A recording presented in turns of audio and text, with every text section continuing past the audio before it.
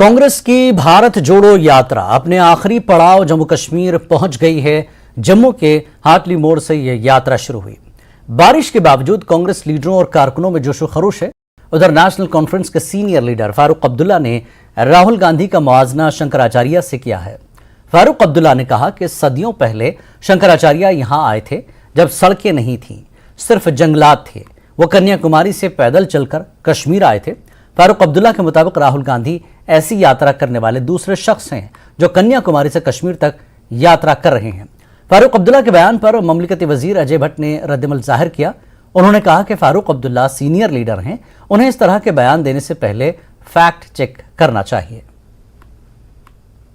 फारूक अब्दुल्ला ने कंपेयर किया है राहुल गांधी को शंकराचार्य से। उन्होंने शंकराचार्य आए थे यहाँ एक उम्मीद की किरण लेकर, अब राहुल गांधी आए हैं। क्या बात करें, जिनको देश नकार चुका है और जिनके बारे में कोई भी व्यक्ति सीरियस नहीं लेता है, कोई सीरियस नहीं लेता, उस पर मैं टिप्पणी करना भी उचित नहीं समझता हूं।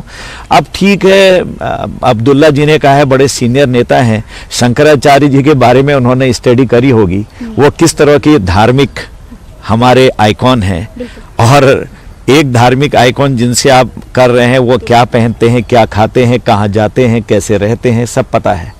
शंकराचार्य शंकराचार्य होते हैं, उनका पहले इतिहास पढ़ना चाहिए। लोगों का भी इतिहास पढ़ना चाहिए, जानकारी हो जाएगी। परंतु हमारे बुजुर्ग हैं, हमारे देश के वरिष्ठ नेता हैं, तो उस पर टिप्पणी नहीं करूंगा। मुझे बड़ा हास्यास्पद बयान लगता है। राहुल गांधी का शंकराचार्य से मुआवजा करने पर बीजेपी ने फारूक अब्दुल्ला को तनकीद का निशाना बनाया। बीजेपी के मुताबिक पार्टी और उसके लीडरों ने वक्तन फवक्तन हिंदू मजहब और देवताओं की तौहीन की है।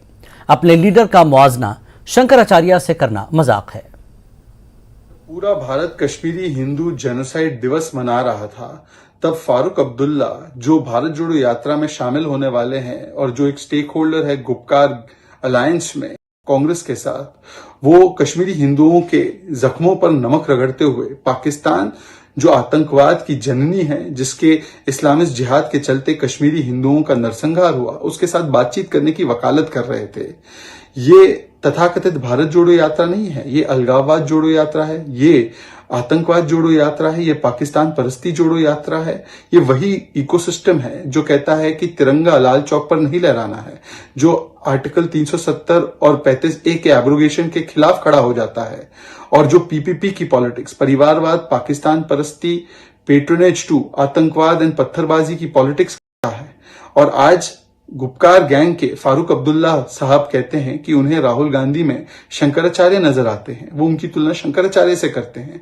जिस पार्टी ने हिंदू टेरर कहा हो, सैफरन टेरर कहा हो, राम जी के अस्तित्व पर सवाल खड़े किए हो, राम मंदिर का विरोध किया हो, हिंदुत्व को आईसिस बोको हराम से जोड़ा हो, जो पार्टी लगातार गीता जी की तुलना जिहाद से करती है और बार बार हिंदू सनातन संस्कृति और धर्म के चिन्हों पर हमला करती है, आज ऐसी पार्टी के नेता की तुलना कभी प्रभु श्री राम से और कभी शंकराचार्य से करते हैं। ये क्या मजाक बना रखा है। और बड़ी खबर कुलगाम से इस वक्त आ रही है। कुलगाम से बड़ी खबर, डीएचपुरा में फायरिंग की सुनी गई आवाजें। जी हां, डीएचपुरा में फायरिंग की आवाजें सुनी गई। कुलगाम से बड़ी खबर इस वक्त की, इलाके में सुनी गई गोलियां चलने की आवाज। बड़ी खबर कुलगाम से, डीएचपुरा में फायरिंग की आवाजें सुनी गई हैं। इलाके में सुनी गई गोलियां चलने की आवाज। डीएचपुरा है कुलगाम में। कुलगाम से इस वक्त की बड़ी खबर, कुलगाम के डीएचपुरा में फायरिंग की आवाजें सुनी गई। इलाके में गोलियां चलने की आवाजें सुनी गई हैं। तो फायरिंग को लेकर कुलगाम से बड़ी खबर, डीएचपुरा में फायरिंग की आवाज सुनी गई। इलाके में सुनी गई गोलियां चलने की आवाज।